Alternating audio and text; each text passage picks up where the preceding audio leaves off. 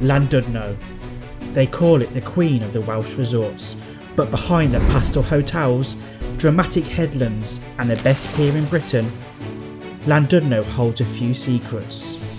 This is a town ruled by a powerful family, home to a hotel chain crowned the worst in Britain, and famously stormed by a herd of wild goats.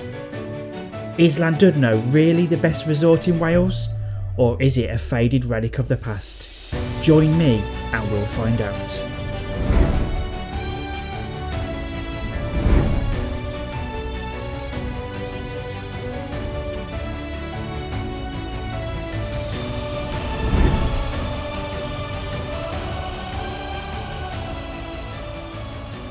Hi guys, we're going to start our walk right here on the historic Llandudno Promenade. We're going to make our way past one of the worst rated hotels in the UK, onto the UK's best pier, and explore more of what Llandudno has to offer.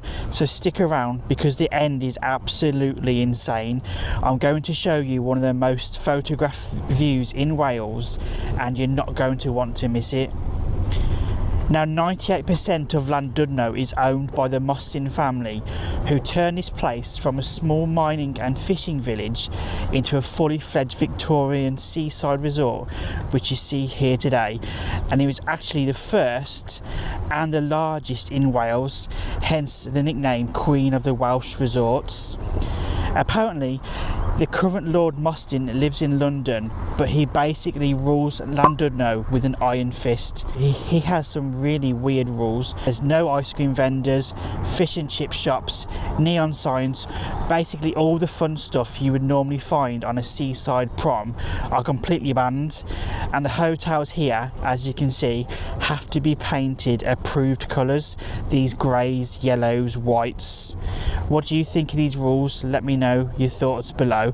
I personally think it's a good thing because it shows, it keeps that old historic Victorian seaside feel, but then also you're missing some of the modern day charms that make a British seaside a British seaside. This place is absolutely stunning though, it's so grand, it's incredible. Now the promenade hugs the North Shore beach, which is a stony beach, but there is little bits of sand here when the tide is low, like it is right now.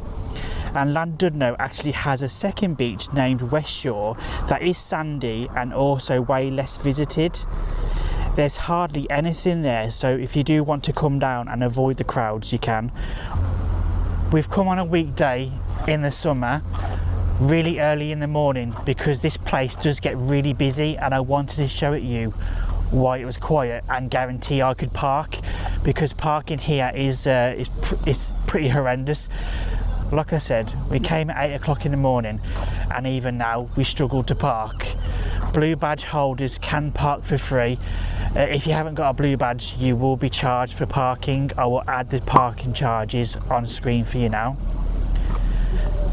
You can see all these hotels here, all these beautiful Victorian buildings. They're all hotels and B&Bs all along here, this promenade. They have the most amazing views. Just to our left down there is Llandudno town. The town centre is absolutely gorgeous, guys. I was so impressed. Unlike a lot of seaside towns where you're seeing a lot of places that are closed down, lots of shut shops, that's not the case here. It's beautifully grand and everything was open. Over here is the floral clock. Let's go check it out. This is a lovely little landmark here in Llandudno. It's called the Floral Clock and it was first planted in 1926. It's a fully working clock, but instead of numbers and dials, the entire face is made up of seasonal flowers. Each year the design is replanted so it looks slightly different. It's one of only a handful of floral clocks left in the UK, and it's been keeping time in Llandudno for nearly 100 years. Just look how incredible these old lights are on the promenade, guys. These old Victorian lights, so old. I wonder if they still light up, although you might not see it from all the bird mess. So here is the jetty where you do your boat trips, and these are the different types of boat trips you've got on offer. You can take a trip around the Great Orme's Head, the caves and the coves and the lighthouse, and that is adults £6 and children only £4. What an absolute bargain that is. And you got another one here, CJ and Seabourn again. They do 1 hour, 2 hours, or an evening sailing, and that is an adult for £12 and a child for £8. Again, these prices are incredible. So you queue here, you queue there, and then here is the jetty, which you'll walk down to the boat. You can even do a jet boat ride. It runs every 10 minutes. Again, tickets, adults £8, children £4. A family, 2 adults, 2 children, only £22. Fantastic. You see this little cart in front of us? This is one of the last remaining Punch and Judy shows in the world. The show here has been run by the same family for 5 generations since 1851. Apparently it's only in the last few years that it's been granted permission for a permanent stand here on the promenade. It's on every day during the summer holidays and then on weekends. I wish I could show it to you, but it's a weekday. This is the entrance to the iconic Llandudno Pier. Let's go have a look. I'm excited to show you around here. When you think of this place, you immediately think of the gorgeous Llandudno Pier. It's over 150 years old, and it's the longest pier in Wales. Stretching over 700 metres into the Irish Sea, it actually holds the title for the best pier in the whole of the UK for 2025. It's a beautifully classic Victorian pier, and it's just the epitome of the Great British seaside. I recently saw the owner of the pier on the news, and the owner was saying how during Storm Dara in 2024, he feared it might be lost for good, as the wind and the rain did some really bad but luckily fixable damage. If you're enjoying this video so far, please consider supporting me by subscribing. I release weekly videos, and trust me, you don't want to miss what's coming up. I've got lots of amazing places to share with you. So you can buy your cheeseburgers, burgers, chicken burgers, ice creams all here on your right hand side. You've got a coffee shop. In front of us is the pier fish and chips. This chippy is really divisive. The locals hate it. They hate the shape of it, and they say it brings the seaside area down. They say it's really tacky. There were calls for it to be moved, but it's still here all these years later. Also, the place has really bad reviews on Google. It's something like 2.4 stars. You can see that the kitchen is at the top, and they cook the chips and then they throw them down this slide here, waiting to be served. That's quite novel. The fish and chips will set you back £9.50, and just regular chips with £3.90. You've got some nice seats running along the pier here, so you can grab your chips or your donuts and just chill out on these benches and watch the world go by. Do a bit of people watching. You've got a massive observation wheel. You'll notice as we walk down here, some things are open, some things aren't. I've just asked the shopkeeper, and she said, given it's now out of season, people just open when they feel like it. That's the laid back attitude of Llandudno for you. Look at the vantage point you've got from here, guys, of Ormes Bay and the promenade. It looks absolutely stunning, doesn't it? The way the sun is glistening off the water, God, it's gorgeous.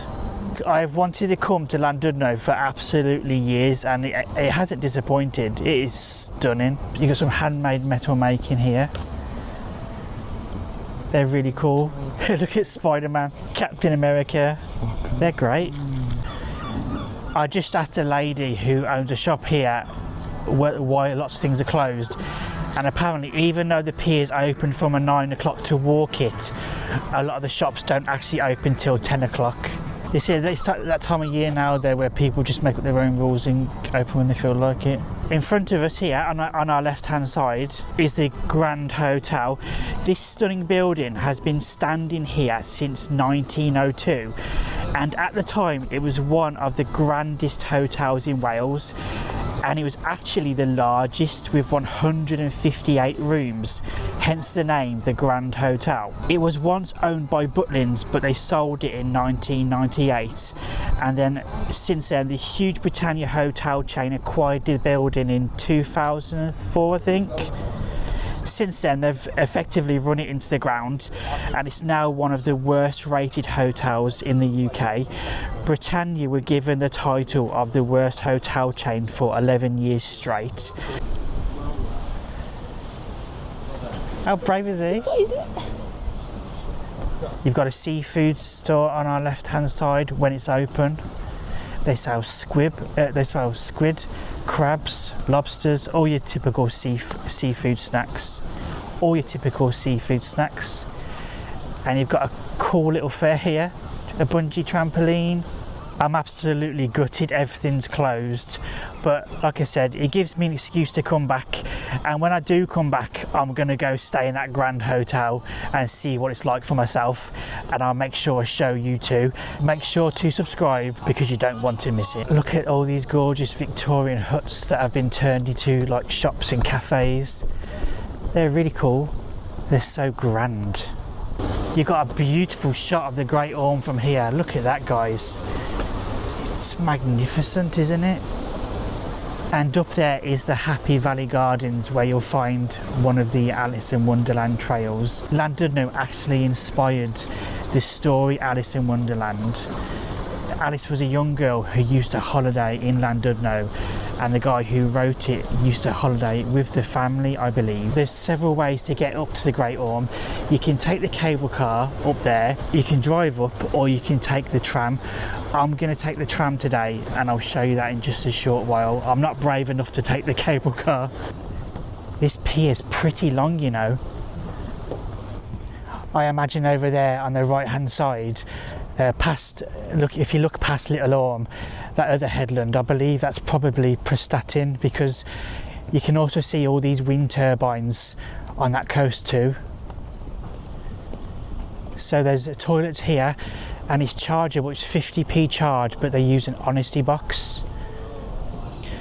Look here, guys, you can see all the history of the Llandudno Pier, from when they were building it, Victorian times, all the way up to the 60s. Isn't it crazy to think you see these pictures and Llandudno hasn't changed in all this time? Unlike so many other seasides which have modernised with the time, this place is pure Victorian nostalgia. In front of us is the Deck Arcade. Let's go have a look. You've got all your typical seaside arcades in here. You've got your grabbing machines,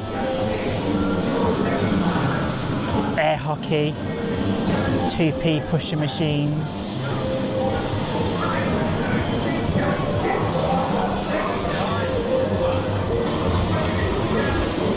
I'm glad at least somewhere in Llandudno has a seaside arcade.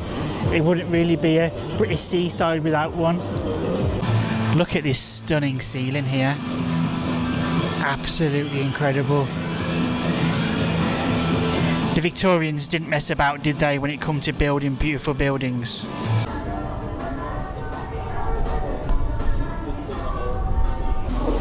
Got a beautiful cafe here called the Oceans Cafe, where again you can get lots of hot things like your jacket potatoes and pastries, baked goods, cakes and your coffees. And on the other side, on the left hand side of the pier, is an Oceans Bar. I'm guessing they must be owned by the same people given the namesakes. Let's go have a look in here too. It's closed, but I'm going to see if I can get permission just to show it. You've got this gorgeous little bar here called the Oceans Bar. It's absolutely stunning in here. Look at the windows, the Victorian windows, and the lights. So you can buy Gordon's gin in here. You can get your wine, Prosecco, whiskies and rums, and obviously beer on draft. Absolutely cracking. These old Victorian seats, or at least Victorian themed seats.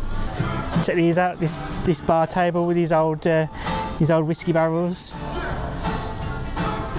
I love that. It's fantastic. It just looked tired in places, but given the history and the nostalgia of the place, you can forgive them for it really. Right guys, let's go and check out the tram station. There's one of the boat trips that leaves from the jetty, and they're just setting off now.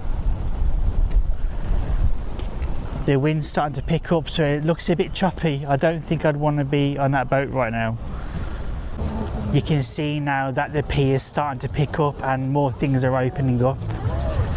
This is why I wanted to get here early, because the place does get absolutely rammed. You've got minifigures, you've got a leather bag shop. You can see the big wheels now open too. It looks gorgeous with all the lights on. I'll quickly just show you inside here. This is pretty massive. Stretches all the way down there. There's even a Zoltar from Big. If you've seen the movie Big, you'll know what I mean. Drop 25 cents here. Look!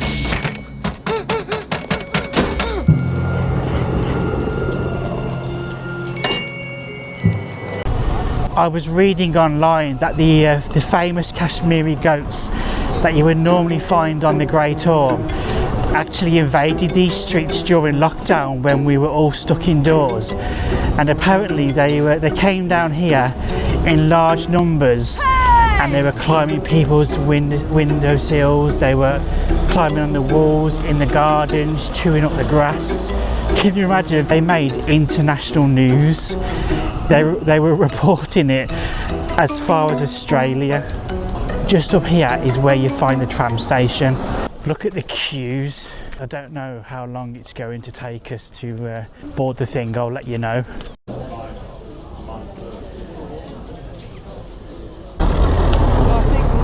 Unfortunately, there's a massive queue, and I've just read that the tram runs every 20 minutes.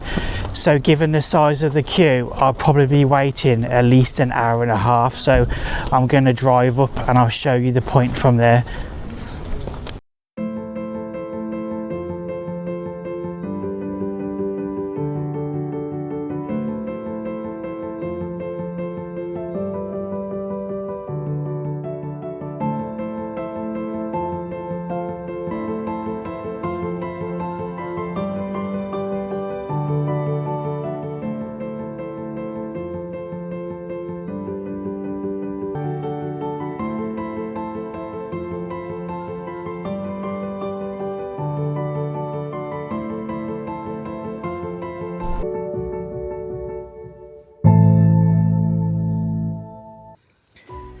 Rising above Llandudno is the mighty Great Orme, a huge limestone headland whose name comes from the Vikings.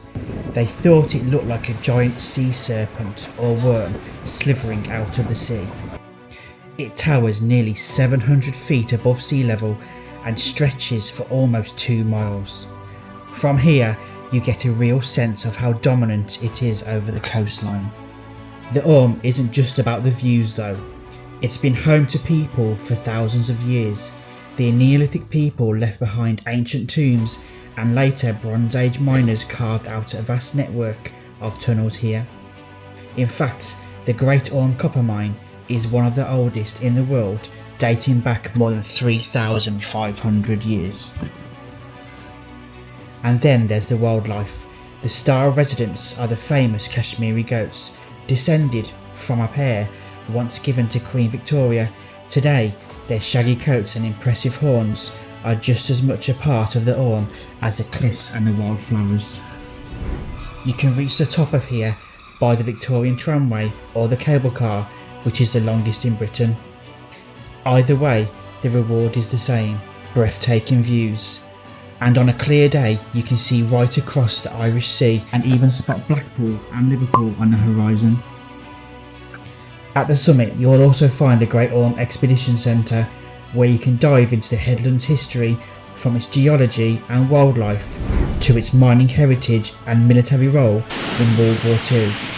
And of course, up here there's a gift shop and a cafe too, the perfect place to warm up, grab some Welsh fudge or take home a souvenir. The Great Orme is a place where nature, history and even a touch of Viking legend all come together on one special headland. So that's Llandudno. Have you been? Which part blew your mind the most? Comment below, I'm dying to know. If you enjoyed this video, you can watch more tours right here, and I'll see you on the next trip. Take care.